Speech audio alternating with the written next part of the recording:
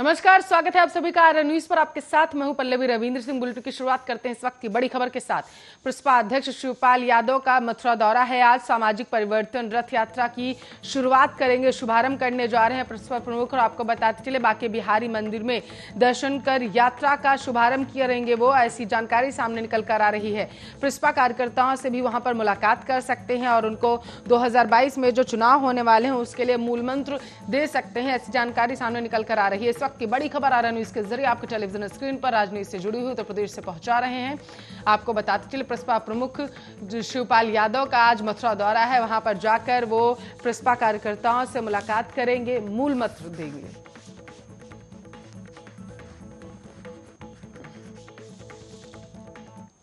चलिए एक और बड़ी खबर आप तक पहुंचा देते हैं। लगातार डेंगू का कहर जारी है। जौनपुर में से इस वक्त की बड़ी खबर आप तक पहुंचा रहे हैं। 6 नए मरीजों ने डेंगू की पुष्टि हो चुकी है, 6 नए मरीजों में। और आपको बताते चले जनपद में 68 लोग डेंगू से संक्रमित हो चुके हैं, ऐसी जानकारी सामने निकल कर आ रही है। अब तक 108 मरीजों में डेंगू के लक्षण मिल चुके हैं। जिले में 491 नए बुखार के मरीज मिले हैं। और वहीं बदलापुर की बात करें तो बदलापुर में आपको बताते चले 45, खुटहन में 39 नए मरीज मिले हैं। और अब तक 16,498 लोग बुखार से पीड़ित बताए जा रहे हैं। इस वक्त की सबसे बड़ी खबर और गंभीर स्वास्थ्य महकमे में आपको बताते चले इन खबरों की वजह से हलचल मची हुई है, क्योंकि लगातार कोरोना के बाद डेंगू और वायरल फीवर का जो कहर है वो लोगों पर अब बरपने लगा है। डेंगू के केसेस लगातार बढ़ते जा रहे हैं। बदलापुर में 45, खुटन में 39 नए मरीज डेंगू के मिल चुके, पुष्टि हो चुकी है डेंगू की। और इस वक्त की जो बड़ी खबर है वो ये है कि 16,498 लोग बुखार से अभी भी पीड़ित।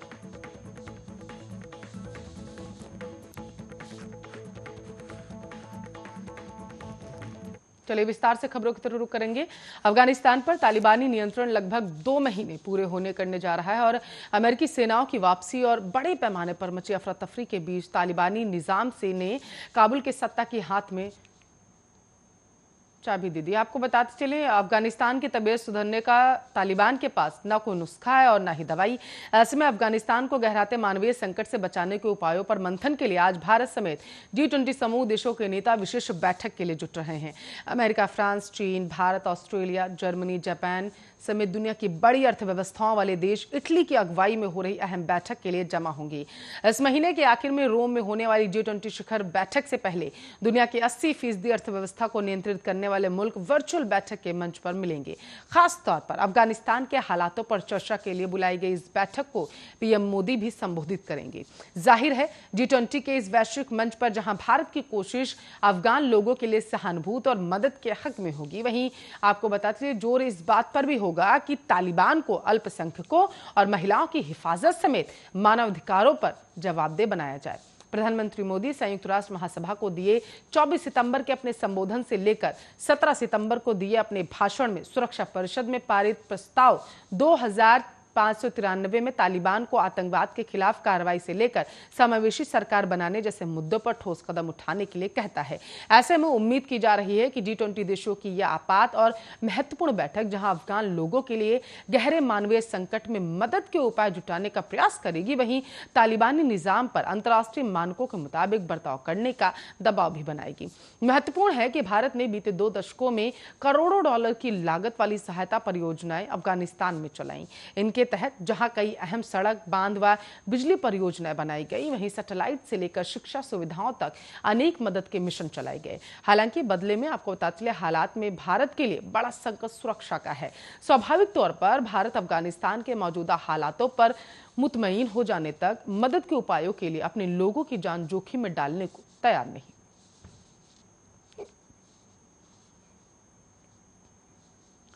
जम्मू कश्मीर में सुरक्षा बलों ने हमारे 5 जवानों की शहादत का बदला ले लिया।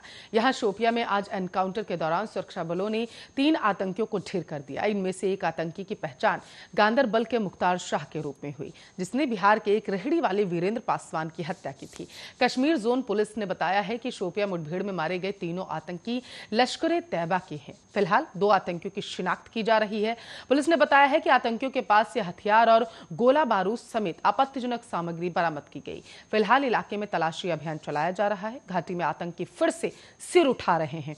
पिछले कुछ दिनों से आतंकी लगातार घाटी के अल्पसंख्यकों को निशाना बना रहे हैं या फिर सुरक्षा बलों पर हमला कर रहे हैं। कल पुंछ के आपको बताते चले सूरनकोट एलओसी से सटे इलाके में आतंकियों ने घुसपैठ की कोशिश की थी। घुसपैठ की खुफिया जानकारी मिलने के बाद कार्डन एंड सर्च ऑपरेशन शुरू हुआ। सर्च ऑपरेशन के दौरान आतंकियों के साथ मुठभेड़ हुई, जिसके बाद सेना के एक जेसीओ और 4 जवान गंभीर रूप से घायल हो गए थे। घायल सैनिकों को अस्पताल में भर्ती कराया गया, जहां इलाज के दौरान वे शहीद हो गए। आतंकवादियों की घाटी में खौफ फैलाने के ये नया हथकंडा है। दहशत की बिसात पर अब वो देश के जवानों और नेताओं के साथ साथ आम लोगों को अपना निशाना बना रहे हैं और उनमें भी गैर मुस्लिमों की पहचान करके उनको मारा जा रहा। आर्टिकल 370 हटाए जाने के बाद जम्मू कश्मीर में आतंक का तेजी से सफाया जरूर हुआ था, लेकिन इस साल बदली हुई रणनीति से आतंकवाद फिर से पैर फैलाने की कोशिश कर रहा। 2021 के इन 10 महीनों में घाटी में 103 आतंकी हमले हो चुके हैं, जिसमें से 22 आम नागरिकों की मौत हुई, जबकि 30 जवान शहीद हुए। इसके साथ ही हमारे जाबाज जवानों ने 134 आतंकियों को भी निस्तानाबूद किया।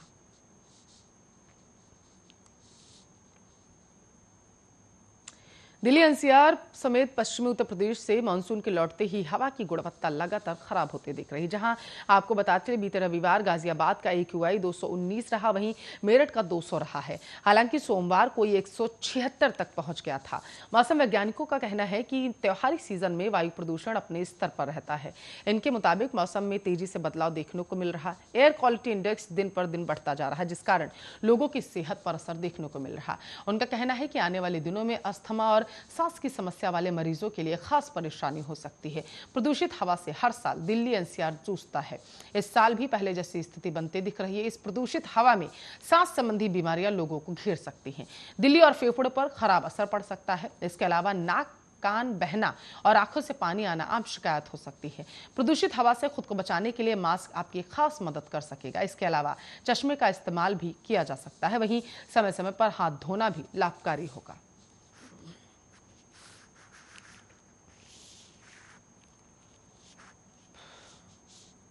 चलिए राजनीति की बात करते हैं। उत्तर प्रदेश के लखीमपुर खीरी जिले के टुकुनिया में 3 अक्टूबर को हुई हिंसा में मारे गए 4 किसानों के लिए मंगलवार को अंतिम अरदास की जाएगी। संयुक्त किसान मोर्चा के एक पदाधिकारी ने कहा है कि किसी भी नेता को अंतिम अरदास में मंच साझा करने की अनुमति नहीं दी जा सकती। वह केवल संयुक्त किसान मोर्चा के नेता मौजूद रहेंगे। जिस स्थान पर हिंसा हुई थी उसके समीप ही अंतिम अरदास का आयोजन किया जा रहा है। लखीमपुर खीरी जिले के टुकुनिया गांव में 3 अक्टूबर को किसानों के विरोध प्रदर्शन के दौरान एसयूवी से कुचलकर मरे 4 किसानों के अंतिम अरदास के लिए विभिन्न राज्यों के किसान पहुंचने लगे हैं। सामूहिक अंतिम प्रार्थना में उत्तर प्रदेश के विभिन्न जिलों के अलावा पंजाब, हरियाणा, उत्तराखंड के किसानों के शामिल होने की उम्मीद जताई जा रही। अंतिम प्रार्थना के लिए राकेश टिकैत सहित किसान नेताओं के भी यहां पहुंचने की उम्मीद है। रालोद के राष्ट्रीय सचिव अनिल दुबे ने कहा है कि उनकी पार्टी के नेता जयंत चौधरी का मंगलवार को लखीमपुर जाने का कार्यक्रम। इस बीच उत्तर प्रदेश में कांग्रेस के प्रवक्ता अशोक सिंह ने कहा है कि कांग्रेस महासचिव प्रियंका गांधी वाड्रा अंतिम अरदास में शामिल होने के लिए लखीमपुर जाएंगी। आपको बताते चले प्रियंका गांधी मृत किसानों के लिए आयोजित श्रद्धांजलि सभा में दोपहर 12 से 1 बजे के बीच पहुंचेंगी। उनके साथ प्रदेश कांग्रेस प्रमुख अजय कुमार लल्लू, राष्ट्रीय सचिव धीरज गुर्जर, रोहित चौधरी, पूर्व सांसद प्रमोद तिवारी और उत्तर प्रदेश विधानसभा में कांग्रेस विधायक दल की नेता आराधना मिश्रा और विधान परिषद में कांग्रेस के दल नेता दीपक सिंह समेत कई प्रमुख नेता मौजूद रहेंगे। केंद्र के 3 नए विवादास्पद कृषि कानूनों के खिलाफ आंदोलन की अगुवाई कर रहे संयुक्त किसान मोर्चा ने आरोप लगाया कि पूर्व नियोजित साजिश के तहत हिंसा की गई। उन्होंने इसके लिए केंद्रीय गृह राज्य मंत्री अजय मिश्रा और उनके बेटे आशीष मिश्रा की गिरफ्तारी की मांग की। आपको बताते चले शनिवार की देर रात 12 घंटे की पूछताछ के बाद आशीष मिश्रा को गिरफ्तार कर लिया गया। किसान संघों ने कहा है कि अगर सरकार 11 अक्टूबर तक उनकी मांगों को नहीं मानती है तो वो मारे गए किसानों की अस्थियों को लेकर लखीमपुर खीरी से शहीद किसान यात्रा निकालेंगे। एसकेएम ने 18 अक्टूबर को सुबह 10 बजे से शाम 4 बजे तक देश भर में रेल रोको आंदोलन और 26 अक्टूबर को लखनऊ में महापंचायत करने का आह्वान कर दिया।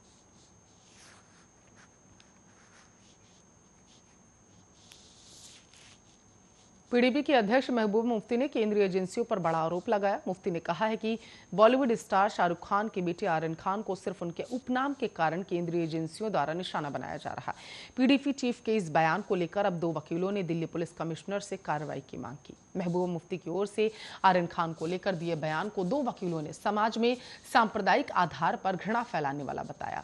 वकील विनीत जिंदल और अक्षता ने दिल्ली पुलिस कमिश्नर से एफआईआर दर्ज करने और सख्त कार्रवाई की मांग की। मुफ्ती ने दावा किया कि भारतीय जनता पार्टी के कोर मतदाताओं को खुश करने के लिए मुसलमानों को निशाना बनाया जा रहा।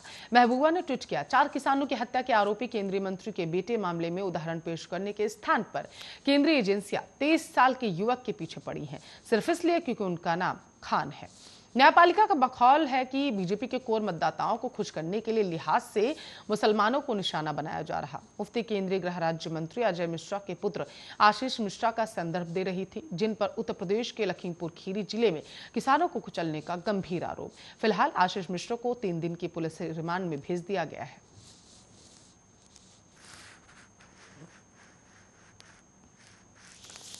यूपी विधानसभा चुनाव में इस बार एआईएमआईएम भी किस्मत आजमा रही है। एआईएमआईएम अध्यक्ष असदुद्दीन ओवैसी प्रदेश में लगातार दौरा कर अपनी पार्टी के पक्ष में माहौल बना रहे।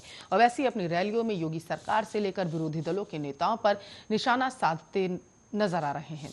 रविवार को बलरामपुर के अतरौला पहुंचे ओवैसी फिर हमलावर अंदाज में दिखे। ओवैसी ने कहा है कि यूपी में हर समाज का एक नेता है। अगर किसी समाज का नेता नहीं है, अगर किसी समाज की कोई आवाज नहीं है, अगर किसी समाज को दबाया जा रहा, अगर किसी समाज को कुचला जा रहा, तो उत्तर प्रदेश का मुसलमान। मैं ताली मारने के लिए नहीं बोल रहा, आपको फिक्र देनी चाहिए रहा है। आप यहां से जब उठकर जाएंगे तो एक पैगाम लेकर जाएंगे। ओवैसी ने कहा कि 2 बार का उतरौला विधायक आरिफ अनवर हाशमी जेल में, लेकिन अखिलेश यादव की जुबान से उनका नाम नहीं निकलता। ओवैसी ने लखीमपुर की घटना को लेकर भी सरकार को आड़े हाथों लिया। उन्होंने कहा कि 4 किसान और एक पत्रकार की मौत हुई। अफसोस इस बात का है कि हमारे प्रधानमंत्री नरेंद्र मोदी अपनी जुबान से कुछ नहीं कहते। मोदी जी लखनऊ तो आए और आकर कहा इस बार 18 लाख दिए जाएंगे। या जो 8 लोग मर गए, इसमें 3 बीजेपी के भी थे। क्या वो अपने घर में दिए जलाएंगे? इनके घर में तो अंधेरा हो चुका है। भारत के लोकतंत्र में जब कोई मरता है तो सारी पार्टियां चीखने लगती हैं। 15 दिन के बाद सभी उसे भूल जाते हैं। उस परिवार को फिर परेशानियों में गुजारा करना पड़ता है। यह हकीकत है। लेकिन योगी आदित्यनाथ कहेंगे, क्या मैंने पीड़ित परिवार को 45 लाख नहीं दिए? ओवैसी ने सीएम योगी से सवाल करते हुए कहा है कि योगी जी, क्या किसी इंसान की जान की कीमत कोई लगा सकता है? 45 लाख किसी की जान की कीमत क्या हो सकती है? उस मां से पूछिए जिसने उस बच्चे को कैसे पाला होगा और बच्चे को बिस्तर पर नहीं अपने जिस्म पर लेटाया होगा। ओवैसी ने कांग्रेस पार्टी पर भी जोरदार हमला बोला। उन्होंने कहा, कांग्रेस में अब दम नहीं रहा। अगर आप दुनिया के सबसे बड़े हकीम को ले आएंगे और कहेंगे कि इस पार्टी को जिंदा करने की कोई दवा है, तो हकीम साहब कहेंगे तुझे ताकत की दवा दे सकता हूं। इस पार्टी में अब कुछ नहीं रहा, जिंदगी नाम की कोई चीज ही नहीं।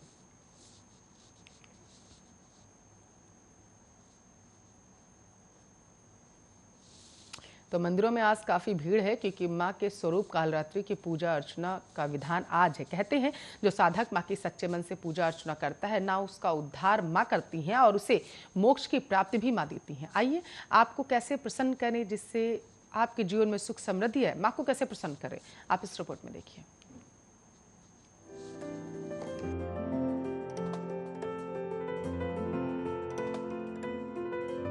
शारदीय नवरात्रों में 7वें दिन मां कालरात्रि की पूजा की जाती है। आज के दिन मां काली की पूजा अर्चना शास्त्रों में विधान माना गया है।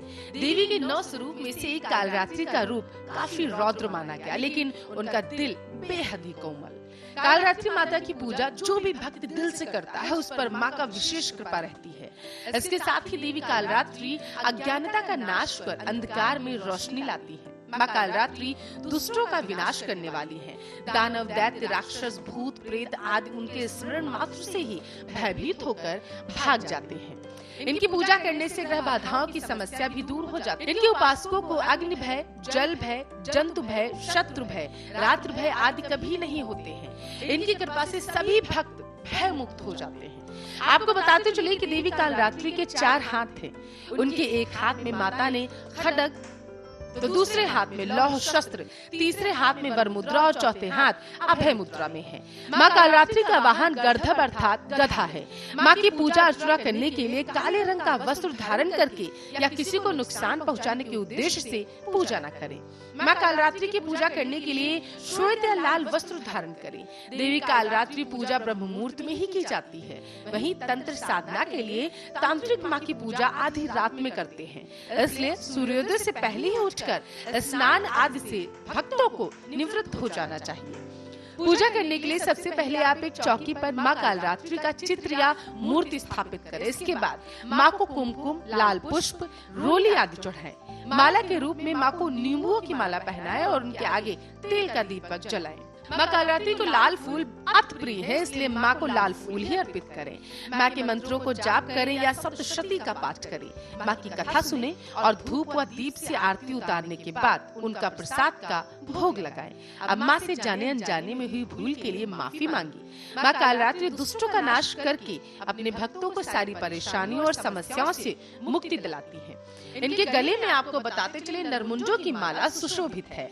नवरात्रि के 7वें दिन माँ कालरात्रि की पूजा करने से भूत, प्रेत, राक्षस, अग्नि भय, जल भय, जंतु भय, शत्रु भय, रात्रि भय आदि सभी से नष्ट हो जाते हैं। देवी कालरात्रि को काली मिर्च, कृष्णा तुलसी या काले चने का भोग लगाएं। वैसे नकारात्मक शक्तियों से बचने के लिए आप गुड़ का भोग भी माँ को अर्पित कर सकते हैं। इसके अलावा नींबू काट कर भी माँ को अर्पित किया जाता है। कालरात्रि की आराधना प्रत्येक पीड़ित व्यक्ति को करनी चाहिए।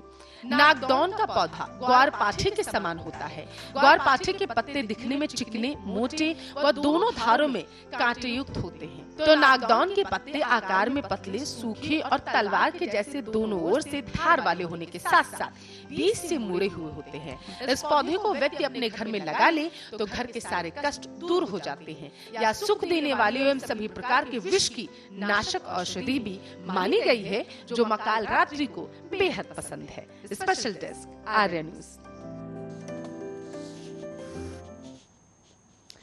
तो ताइवान का नाम आते ही चीन को मिर्ची लगनी शुरू हो जाती है। ऐसा ही रविवार को भी हुआ जब ताइवान के राष्ट्रीय दिवस के मौके पर भारतीयों ने उसे बधाई दी।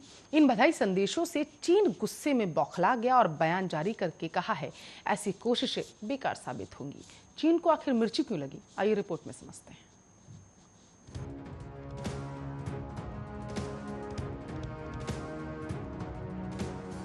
ताइवान के नेशनल डे पर भारतीयों के बधाई संदेशों की बाढ़ से चीन बौखला गया।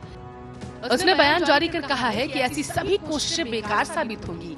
सिर्फ सोशल मीडिया ही नहीं बल्कि नई दिल्ली में चीनी दूतावास के आसपास ताइवान के नेशनल डे वाले पोस्टर भी लगाए गए। पिछले साल ही आपको बताते चले ऐसे पोस्टर लगाए गए थे। इन पोस्टरों को लेकर चीन का सरकारी भूपू ग्लोबल टाइम्स ने जमकर जहर भी उगला। अब दिल्ली में चीनी दूतावास के प्रवक्ता वांग जियोजियान ने ट्वीट कर कहा है कि हाल ही में भारत में कुछ मीडिया और व्यक्तियों ने ताइवान स्वतंत्रता के लिए मंच प्रदान किया या समर्थन दिया। इन लोगों ने 2 चीन या 1 चीन 1 ताइवान की वकालत की। इसने खुले तौर पर एक चीनी सिद्धांत का उल्लंघन किया है। हम इसका पुरजोर विरोध करते हैं। इस तरह की सभी कोशिशें बेकार साबित होंगी। आपको बताते चले बीजेपी नेता तेजिंदर पाल सिंह बग्गा ने चीनी दूतावास के सामने लगी ताइवानी स्वतंत्रता दिवस की होर्डिंग्स को भी शेयर किया। उन्होंने कई ताइवानी लोगों के वीडियो भी शेयर किए जिसमें वे थैंक यू कहते हुए साफ नजर आ रहे हैं। चीन हमेशा से ताइवान के साथ दोस्ताना संबंध रखने वाले देशों का विरोध करता रहा। बताते चले कि चीन की सरकार ने पिछले साल ही भारत को ताइवानी स्वतंत्रता दिवस न मनाने का आग्रह किया। उन्होंने कहा था कि यह चीन का अभिन्न हिस्सा है। अगर भारत में ताइवान का राष्ट्रीय दिवस मनाया जाता है तो इससे चीन के साथ संबंधों पर असर पड़ेगा। वहीं भारतीयों ने चीन के इस आग्रह को ठुकराते हुए ताइवान को जमकर शुभकामनाएं दी। बता दें कि ताइवान से दोस्ताना संबंध रखने वाले देशों से चीन चिढ़ा है। हालांकि भारत के रिश्ते ताइवान से मधुर हैं। ये रिश्ते आज से नहीं बल्कि कई वर्षों से ताइवान के साथ भारत के मधुर ही रहे हैं। सोशल मीडिया पर भारतीयों ने ताइवान का साथ दिया है। इसके अलावा दिल्ली में चीनी दूतावास के बाहर ताइवान को बधाई देते हुए पोस्टर्स लगाए गए। आपको बताते चले कि 1949 में माओ से तुंग के नेतृत्व में कम्युनिस्ट पार्टी ने चियांग काई शेक के नेतृत्व वाले कुओमिंगटांग सरकार का तख्ता पलट कर दिया था, जिसके बाद चियांग काई शेक ने ताइवान द्वीप में जाकर अपनी सरकार का गठन किया। उस समय कम्युनिस्ट पार्टी के पास मजबूत नौसेना नहीं थी, इसलिए उन्होंने समुद्र पार कर इस द्वीप पर अधिकार नहीं किया। तब से ताइवान खुद को रिपब्लिक ऑफ चाइना मानता है। आपको बताते चले चीन ताइवान को अपना अभिन्न अंग मानता है। चीनी कम्युनिस्ट पार्टी इसके लिए सेना के इस्तेमाल पर भी जोर देती आई है। ताइवान के पास अपनी खुद की सेना भी है जिसे अमेरिका का समर्थन भी प्राप्त है। हालांकि ताइवान में जब से डेमोक्रेटिक प्रोग्रेसिव पार्टी सत्ता में आई है तब से चीन के साथ संबंध खराब हुए हैं। स्पेशल डेस्क आर्य न्यूज। चलिए इसी स्पेशल रिपोर्ट के साथ इस बुलेटिन में बस इतना ही। बने रहिए हमारे साथ, देखते रहिए आर्य न्यूज।